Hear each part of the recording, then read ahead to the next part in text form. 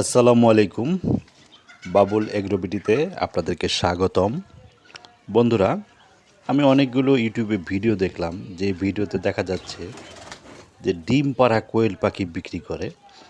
যারা ডিম পাড়া কোয়েল পাখি কিনে খামার করতে চান, সেই সমস্ত খামারি ভাইদের উদ্দেশ্যে বলবো, যেই পাখিটা ডিমে আসে সেই পাখিগুলি এক জায়গা থেকে অন্য জায়গায় পরিবহনে নিয়ে যাওয়া, কেয়ারিং করা খুব রিস্কের বিষয়। বেশিরভাগ ক্ষেত্রেই দেখা যায় অনেক পাখি মারা যায়। আমি নিজেও ভুক্তভোগী। আমি আমার কোনো খামারিকে বলবো না যে আপনারা ডিম পাড়া অবস্থায় পাখি কিনেন। আপনারা ডিম পাড়ার আগে যারা খামার করতে চান তারা সর্বোচ্চ 30 দিনের পাখি কিনতে পারেন। 30 দিনের পাখি পরিবহন করলে কোনো সমস্যা হয় না। যখনই রানিং ডিম আসতেছে সেই পাখি পরিবহন করলে এক জায়গা থেকে আরেক জায়গায় নিয়ে গেলে সেগুলো অতিরিক্ত গরমে পাখিগুলি মারা যায়।